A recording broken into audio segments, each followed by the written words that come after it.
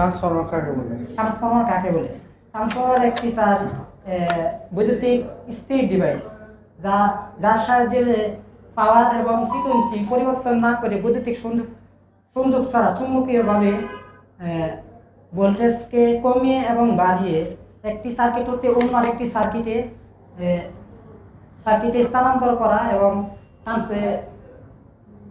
পরিবহন এবং বিতরণ করা। নাম কি স্যার আপনার? মোহাম্মদ কুতুবুল আলম। মোহাম্মদ কুতুবুল আলম। দেশের বাড়ি কোথায়? দেশের বাড়ি কিশোরগঞ্জ, বাজিতপুর থানা।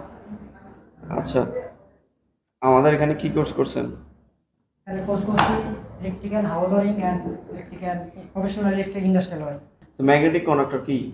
ম্যাগনেটিক কন্ডাক্টর একটি switching device, electromagnetic switching device. Electromagnetic switching device, তাই না? জি স্যার। ডল স্টার্টার কেন করা হয়? ডল স্টার্টার করা হয় মোটরকে সরাসরি লাইনের সাথে সংযোগ করার জন্য, সংযোগ করে চালু করার জন্য। চালু করার। আচ্ছা, পাওয়ার ফ্যাক্টর কাকে বলে? পাওয়ার ফ্যাক্টর কারেন্ট এবং ভোল্টেজের মধ্যবর্তী কোণে কোসাইনের মানকে পাওয়ার ফ্যাক্টর বলে। পাওয়ার ফ্যাক্টর মান কমে গেলে সিস্টেমে কি কি সমস্যা দেখা দেয়? পাওয়ার ফ্যাক্টরের মান যদি কমে যায় সিস্টেমে বিদ্যুৎ বিল বেশি আসতে পারে, বেশি অ্যাম্পিয়ার কারেন্ট প্রবাহিত হবে, পাওয়ার যে লোডগুলো আছে লোডগুলো দক্ষতা কমে যাবে, স্যার ইত্যাদি। আচ্ছা, কোন সংযোগ করলে নিউট্রাল পয়েন্ট উৎপন্ন হয়? Star connection. Star connection.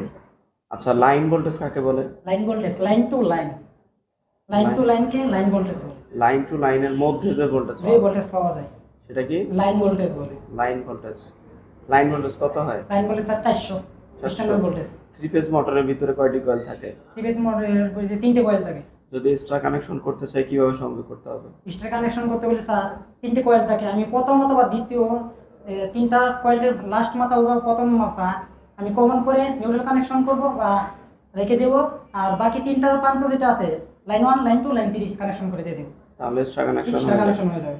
Magnetic কন্ডাক্টরের বিভিন্ন অংশের নাম বলেন দেখি। ম্যাগনেটিক কন্ডাক্টরের বিভিন্ন অংশের নাম স্যার, এই magnetic conductor coil terminal, switching terminal, auxiliary conductor NO and C।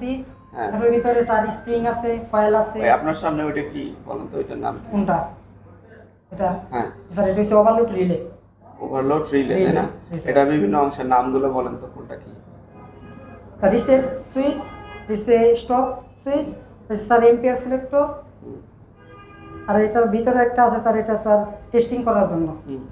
তার হচ্ছে দিস এ ইনপুট, এদিকে স্যার ইস আউটপুট। আচ্ছা, এটা কিভাবে কাজ করে? এখানে স্যার যখন বেশি এম্পিয়ার, আমি এম্পিয়ার সিলেক্ট করতে পারবো। এখানে বেশি এম্পিয়ার যখন প্রবাহিত হবে সেক্ষেত্রে স্যার এটা স্যার টিপ করবে NO and C হয়ে যাবে, আর NC NO হয়ে যাবে। আচ্ছা, ট্রান্সফরমার কাকে বলে? ট্রান্সফরমার একটি স্যার বৈদ্যুতিক স্থির ডিভাইস যার সাহায্যে পাওয়ার এবং ফ্রিকোয়েন্সি পরিবর্তন না করে বৈদ্যুতিক সংযোগ ছাড়া চুম্বকীয়ভাবে ভোল্টেজকে কমিয়ে এবং বাড়িয়ে একটি সার্কিট হতে অন্য আরেকটি সার্কিটে স্থানান্তর করা এবং পরিবহন এবং বিতরণ করা।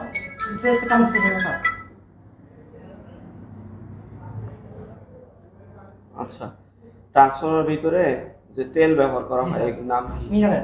মিনারেল। জি স্যার, অয়েল। এটার কাজ কি?